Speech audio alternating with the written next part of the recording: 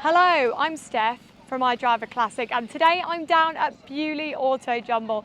And goodness me, there are hundreds of people here, thousands, tens of thousands of parts for cars from the beginning of time in the automotive world, right to new stuff, reproduction parts, and hard to find bits that you probably won't find anywhere else.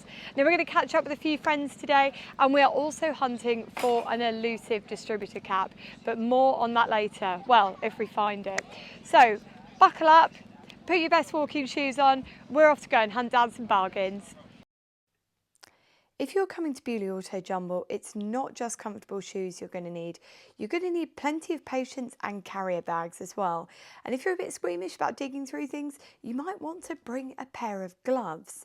Now, if you are coming down, one of the things I would say is to bring cash, because there are some traders that will take card, but by and large, most people want cold, hard money. So make sure you bring that with you. There are cash machines on site, so if you end up going wild and going way over budget, which personally I do every single year, you are able to get money out on site. But beware, the cash machines often run out by Sunday afternoon. So if you are planning something like this, make sure you come fully prepared. Now, as you've probably spotted, and if you haven't been to this before, you're probably thinking, first of all, I didn't know there was so much new old stock left in the world. Neither did I. I think that every single year. But you'll also probably be surprised to see stuff that isn't just for your cars, because there's paraphernalia here, there's vintage bits and pieces, there is absolutely everything. So make sure if you're coming that you perhaps even bring a savvy vehicle, because guess what? You can also get your panels. Now, I've had a lot of joy with buying panels from here before. They're really well priced. Well, you can't come to Beaulieu Autojumble and not come and see the Practical Classics team, because A, they always have snacks, and I think they're cooking a bacon sandwich at the moment. Not really for me, but definitely something that other people might enjoy, and they also have some really good jokes. But this year is slightly different, because this year Practical Classics are commemorating someone who was so important to the Practical Classics family, and that was Theo. And this was his car. Now, I could tell you the story of this, because I chat to everybody all the time, but the thing is, I always think stories are better told by the people that are at the very heart of them. And this is Clive from the Practical Classics team, and he is so intrinsic to this story, I thought we'd get him to tell us. So Clive, take it away, tell us about this Lanchester, tell us what it is, and all the story behind it. Okay, so this is a 1950 Lanchester LD10. And it was Theo's last car that he bought before he passed away, and he'd hankered after one since he was a teenager. In fact, he'd turned up to collect one once that he'd agreed to buy, and the guy had changed his mind. So forever it was the one that got away. So he really wanted to buy this. I went and picked it up from a barn in Essex for him and brought it back, and then we set to fettling it and trying to make it run properly. Now, as people at home can probably see, there's a lot of attention around this car. So what did you have to do to get it running here today? Was there a lot of work involved? You say fettling, but so much more than well, that. there was and there wasn't. I mean, it had a major fuel leak, which was leaking petrol all over the exhaust manifold, which is suboptimal, really. It's not what you want. So we fixed that. It wasn't charging properly. We messed about with the electrics. There were many wires. I mean, look at this, how old, well, the wiring is obviously as old as the car, and it's in quite poor condition. That is ancient. Yeah, so, and there were wires disconnected and hanging off, so we did that. We touched the brakes up. The exhaust was like a colander. It was more holes than exhaust. Really? And you can't go and buy one off the shelf, of Well, course. no, of course not. I had to make an exhaust for it out of various bits that I could find at the back of the PC workshop, and because it sounded like a tank. It was awful. But yeah, but the normal things you have to do to recommission something, really. But it runs, and it runs very well. Now, Theo's no longer with us, as we know. What happens next with this car? Well, I think Theo's wife, I think, would like to see it go to an enthusiast, so she'd like to sell it on. It's not a car that I think she'd be comfortable with driving, she said herself, although she really likes it. Yeah. Because it is a little bit quirky. It's because as as we were going to say, it's got the Wilson pre-selector gearbox, which Yeah. is something a little bit out of the ordinary, and it's a bit of a well, it's not complicated to drive, but it's very different to a modern vehicle. It's just a different mindset. So if you've watched my videos before, I can't remember what I drove. Oh, the Armstrong Siddeley. So if you've That's watched right. that video, you'll see that we showed you the Wilson pre-selector box in that. So to really dumb it down, as it was dumbed down for me, essentially you select the gear, and then for the car to go into that gear, you put your foot down on what we would know as the clutch pedal, but is essentially the selector pedal, and it then goes into that gear. But it's really good because a lot of people that did rallying used to have a Wilson selector box, didn't they? Pre-selector box, because you can, if you can anticipate, you can be into the right gear a lot quicker. And as you can probably see, as I was talking about earlier, it is attracting so much attention today.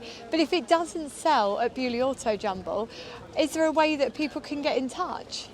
Well, through the magazine. If they just email the magazine, and they'll direct them to Theo's wife, Sarah, so no problem. Fantastic. So if you're watching this video and you really fancy this and think, I would love to be the person that keeps Theo's dream alive and takes the car forward to the next stage, I've popped the correct email address for the person to get in contact with into the description box below. Just drop them an email and just write Lanchester in the subject line and they'll be able to help you out. Now, enough of this gassing. You've got a bacon sandwich on the go, and Yeah. we've got some bargains to go and find. Okay. One of the big draws for me at Beaulieu Autojumble is they always have vehicles for sale, and there's always a really good mix as well. Now, this Land Rover was probably my absolute favourite of all the vehicles for sale because look, it had been converted into a sort of Vardo style caravan in the back, and I absolutely loved that. Now, there's plenty of other vehicles here as well. Now, I'm going to show you my favourite vehicle that was not for sale. It's this Hillman Estate. Really want an Estate. To be honest, really want a classic car, but if you've made it this far in the video, I'm going to tell you a little secret. I have actually just agreed to buy something. But more on that coming soon because it is one big old bag of chaos, but it's going to be very exciting. And I do think that coming to Beaulieu and seeing all this stuff for sale got me thinking that actually I do need something else in my life to give me a headache. Anyway, as you can see here, there is quite the mix of cars at different levels. And there's also some what I like to deem unusual stuff. Now, this for me was probably one of the standout weird things that was for sale. It was a Carter invalid carriage. Now, the price on this is more than I've just paid for the mystery vehicle that'll be coming onto the channel soon and hopefully to the NEC. This was £1,300, but also, have you ever seen one before? Now, this predates a wheelchair, and essentially you need someone to push you along. At first, I thought you powered yourself. But yeah, it's a lot going on with that, and I did quite like that Paris 2024 sign. Now, it's not just cars and small little vehicles for sale as well. You've also got bikes. You've got push bikes, you've got powered bikes, you've got all sorts. Now, I had to include this because I saw this at Goodwood Revival, and when I saw it again at Beaulieu, I was like, right, I'm definitely putting this in the video because I know quite a few of you do like your Landies, and I thought you would really like this. Now, let's have a look and see what else we've got. We've also got these little toy cars. Now, I do like a toy car for a child because I think, well, if you get them started early, that is how you get them hooked in for life. Because who needs drink and drugs when you can spend all your money on old cars that will give you untold misery? At least with a car, you can push it back in the garage and it's not an all-consuming addiction, although I certainly feel like mine are. Now, this thing was really strange and I couldn't find out too much online about it. It's a Noble 200. Now, this was quite keenly priced at £7,000, so I think you'd have to really know what you were doing to take something like that on. Me, I'm not that brave. Now, I also was sending some clips back to Freddie at home because he couldn't make it, so there are a lot of 4x4s. These were the ones that I spotted in Trunk Traders, and I love when people trade from a classic vehicle, and in fact I just think it gives it a bit of an edge. There was also a tractor here if you fancy one of those, and it was in nice condition too. Just like the sign says, this is only Sunday. Now, it's Trunk Traders, and if you're coming down on the Sunday only, make sure you head here first. Well, we thought we'd catch up with John. Now, you might recognise John because he's one of the head honchos at the museum. John, you're doing Well, you haven't got an office job today. What are you doing in Trunk Traders? I'm being a trunk trader. So I've been coming to Beaulieu Autojumble probably for 25 years as a punter. Long time before I worked here. Yeah. I used to come down I lived in Liverpool at the time. Yeah. Would come down from Liverpool, buy for the cars I'd got, be like everybody else, It's a pilgrimage to come to the Autojumble. Anyway, I've now got 2 garages, a shed and half a storage unit full of car parts. And I thought, right, this has got to change. Yes. And particularly for cars I don't have anymore. So which cars are you selling for today that you don't have anymore? Midget 1500. Yeah. Triumph Herald. Yeah. Bit tricky that one because it's a 948, a really early one I had. Really? Yeah, too slow really to use in any practical sense, but a lovely car. Yeah. What else have I got? Some surplus roots parts. I bet they're like gold dust here, aren't they? They are, but that's the problem. You see, I've got a set of new old stock Avenger tail lights, but there's probably only one other person in the world who would want to buy them, so they might end up on eBay actually rather than here. But so what else have I got? God, Rover 45, Rover 25. Yeah. So all sorts of stuff really. Oh yeah, so has it been a good morning so far? It's been a great morning, yeah. Has it? Have you sold loads of stuff? Yeah, I had 4 sheets out. Did to you? start off And now with. you're down to 2? And now I'm down to 2, so Well it was piled high. So yeah, no, they're all chomping at the bit at 9 o'clock and coming in. So it's great. It's been great fun too. Oh, I love that. Now we're going to give everybody at home a little bit of a spoiler. If you're watching this video and you're thinking this car would look really good on iDriver Classic, here's a little spoiler for you. I actually went to see John last night and we have driven this for the channel and it is coming up. So if you've made it this far in the video, that is a bona fide spoiler and it is such a cool car. Not just to bring to Trunk Traders, but also to drive as well and have actually asked for first refusal. I would actually take out a bank loan for this. It is so cool. It's not for sale. Do you know what? I could have sold this car 20 times this morning.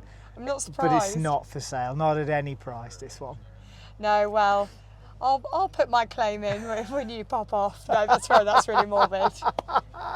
Not for some time yet then, I hope. No, so just keep it in lovely condition. I will. I'm very excited to show you all, but come on, we're going to get around Trunk Traders and have a look at some bargains.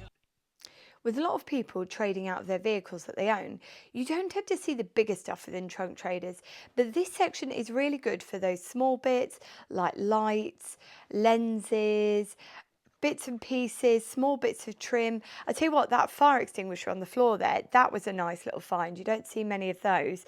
There were a lot of toy cars, a lot of little bits and pieces. But if you were looking for something like that, this was a valuable place to start. Now let's talk about a small piece that we were looking for. When you go to Beaulieu Autojumble, all the Beaulieu staff will say to you, if you're looking for something, no matter what it is, you'll find it at the Autojumble. And this year I had to put it into practice because my friend Jax, who lives in New Zealand, I met her at Goodwood Revival a few years ago. She's the most stylish woman that you will ever see. She just has every single outfit put together. She puts me to shame and I just wish that I had half of her glamour. And she runs an Austin 7, but it's a really early one.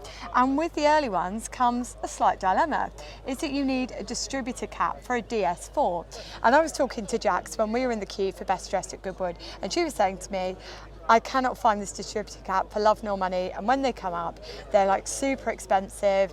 And I said, Jax, I'm off to Beaulieu Autojumble next week. I'll have a look for you. And what I did was I decided to enlist the help of everybody I knew that was coming. And this is where Roger came in, because Roger is a man who loves a pre-war car.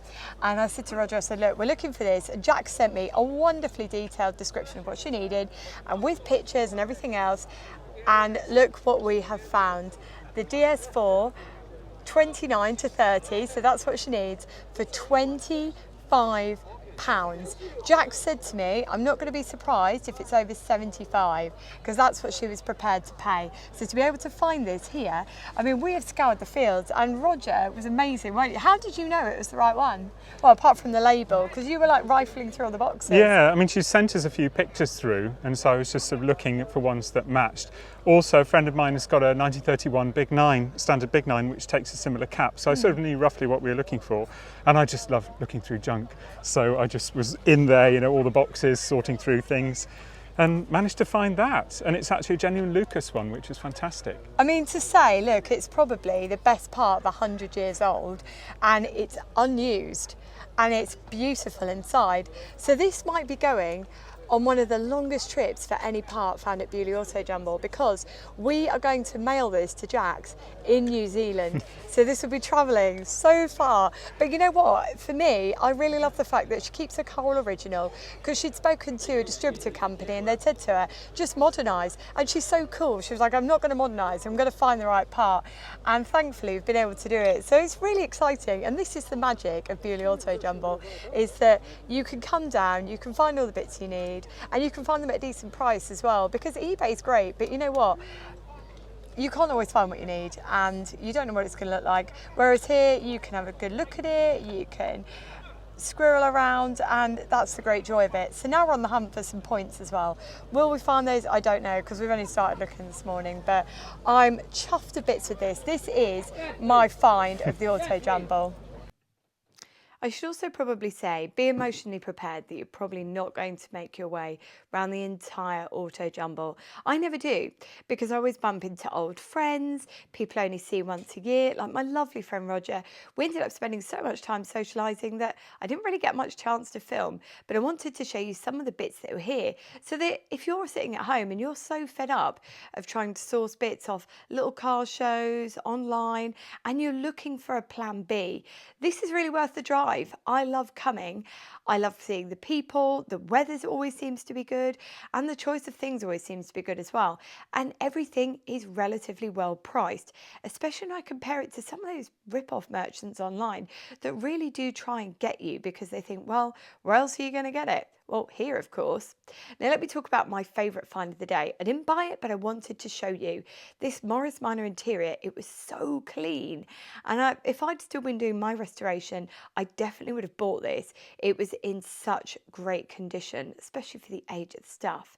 Now, a final bit to wet your whistle, and for me to say, make sure next year you are here. It's worth the travel, it's worth the accommodation, and it's great fun too. Okay, so we're right at the end of Beaulieu Autojumble. Well, it's the end for me because it's like about 6 to 8 hour drive home and I'm already knackered and I'm not going to leave it any longer. I'm actually going to be a sensible adult for once.